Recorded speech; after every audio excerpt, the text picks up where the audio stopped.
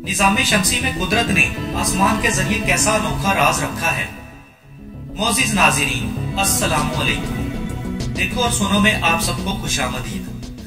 आज की वीडियो में हम बात करेंगे इंसानों का आसमान से कैसा गहरा रिश्ता है।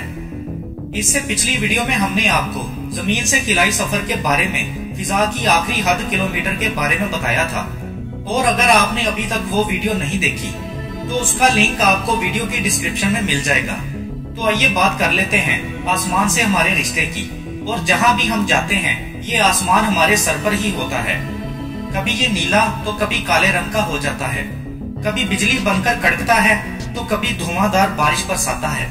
और हम जमीन से जितना भी बुलंद हों, हमारे सर पर आसमान की छत फिर भी उसी रकबे में फैली होती है जितनी के जमीन से खड़े होकर देखने में नजर आती है। तो चलिए जान लेते हैं कि आसमान हमें क्या क्या इशारे देता है। वीडियो पसंद आए तो लाइक एंड शेयर जरूर कीजिएगा।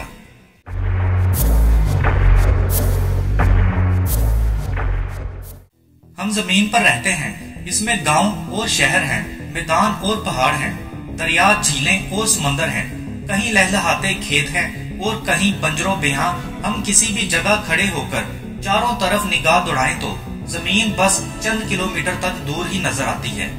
और इससे आगे जमीन के उस किते के किनारों पर आसमान का गुंबद रखा हुआ मालूम होता है। अगर हम चलना शुरू कर दें तो जमीन का नक्शा बदलने लगता है। जो चीजें हम पहले देख सकते थे अब वो निगाहों से ओझल हो जाती हैं, और फिर नई चीजें जो पहले ओझल थीं अब वो नजर आने लगती हैं। हमारा सफर जारी रहता है लेकिन हम आसमान के गुंबद तक नहीं पहुंच पाते। वो उफक के साथ आगे ही आगे बढ़ता चला जाता है।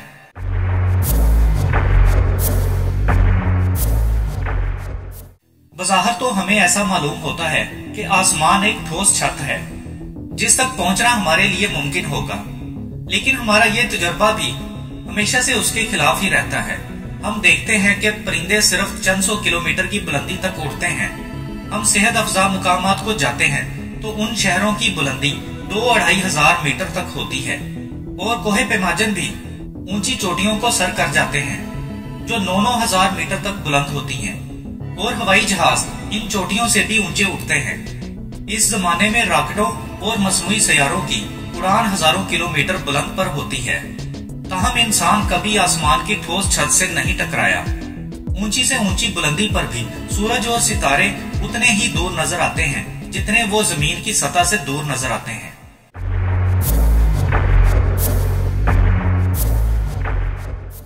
आसमान का हमारी जिंदगी के साथ एक गहरा ताल्लुक है। अल्लाह ने हमारी बहुत सी जरूरतें पूरी करने का सामान इस आसमान में रखा हुआ है।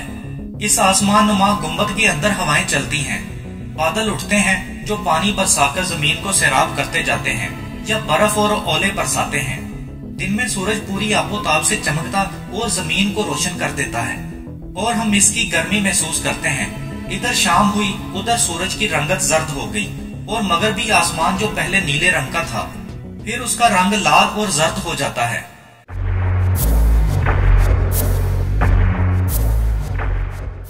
सूर्य गुरूब होने के बाद जब रात अपनी चादर फैला देती है तो आसमान की रंगत स्याह होती जाती है और फिर उस पर चांद और सितारे अपनी बहार दिखाने लगते हैं। गौर से देखिए तो हर रात में आसमान का मंजर मुख्तलिफ होता जाता है। चांद की शक्लें बदली हुई होती हैं। ये आसमान के मुख्तलिफ हिस्सों में चमकता नजर आता है। सितारे मशरकी उफक से तलू होते हैं और रात भर मगरबी उफक की जानिब हरकत करते दिखाई देते हैं। कभी कोई तारा टूटता हुआ नजर आता है और रोशनी की लंबी सी लकीर बनाता हुआ कहीं गायब हो जाता है। ये सारा निजाम क्या है? सूरज, चांद और सितारों की हकीकत क्या है और इनकी हरकत का राज क्या है? ये सवाल हमेशा से इंसान के जहन में पैदा होते रहे हैं और लाख कोशिशें करने के बाद भी आज तक इंसान इसकी हकीकत जान नहीं पाया।